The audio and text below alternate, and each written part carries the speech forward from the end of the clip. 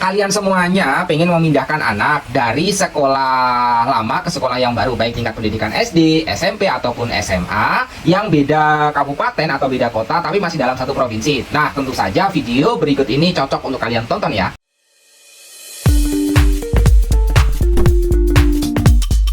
Video ini dipersembahkan oleh Radar Edukasi, berbagi wawasan menambah pengetahuan.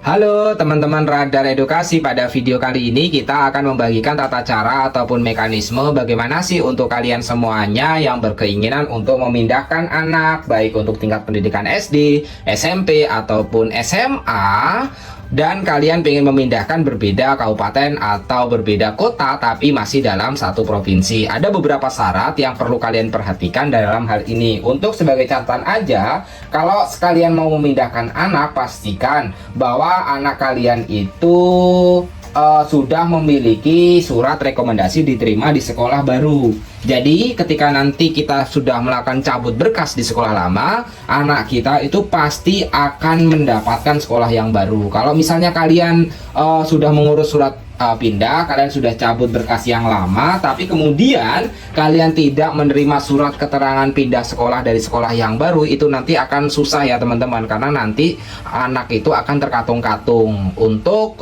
kelengkapan daripada kita meminta surat keterangan menerima pindahan ini, ada beberapa hal atau syarat-syarat lain yang perlu kalian perhatikan. Yang pertama, untuk membuat surat keterangan pindah sekolah antar kabupaten atau antar kota dalam satu provinsi, ada beberapa persyaratan dan mengajukan permohonan pindah. Untuk persyaratannya, teman-teman membawa atau membuat surat keterangan pindah sekolah dari sekolah asal. Ini perlu kalian buat. Jadi kalian perlu untuk membuat surat permohonan pindah sekolah dari sekolah asal. Untuk permohonan pindah ini kurang lebihnya ada surat rekomendasinya seperti ini. Nanti permohonan pindah ditandatangani oleh orang tua. Jadi orang tua menandatangani, akan ada alasan kenapa pindah, misal karena ikut tugas ayah, atau karena hal-hal yang lainnya, atau ikut nenek di luar kota atau luar kabupaten tapi masih dalam satu provinsi.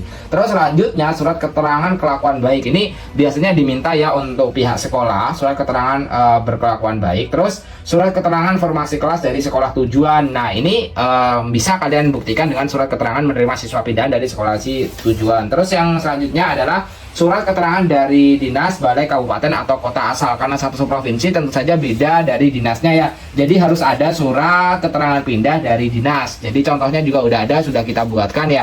Nah, itu adalah contohnya. Jadi harus meminta surat ini. Terus surat rekomendasi selanjutnya fotokopi ijazah SMP ataupun SD ataupun SMA, harus ada fotokopi ijazah. Kalau misalnya pindahnya di sekolah SMP, itu harus ada fotokopi ijazah SD. Terus fotokopi data diri, nilai rapor terakhir, nilai rapor karena pindahnya SMP. Jadi kalian perlu meminta rapor dari siswa untuk yang SMP. Terus surat keterangan bebas narkoba dari rumah sakit atau laboratorium kesehatan dari sekolah asal. Itu perlu biasanya di permohonan atau dimintakan juga. Nanti permohonan, ajukan permohonan pindah sekolah kepada sekolah asal. Ini tujuannya di sekolah baru. Nanti datang ke dinas pendidikan sekolah asal terkait permohonan berkas dan surat keterangan di mana lainnya, keterangan lainnya ya. Nah, untuk proses penerimaannya, pihak sekolah akan meninjau dokumen yang akan diberikan. Nanti mereka akan mengevaluasi kesesuaian peserta didik dengan persyaratan penerima sekolah baru, dan nanti akan ada sedikit wawancara atau tes penetapan atau proses seleksi lainnya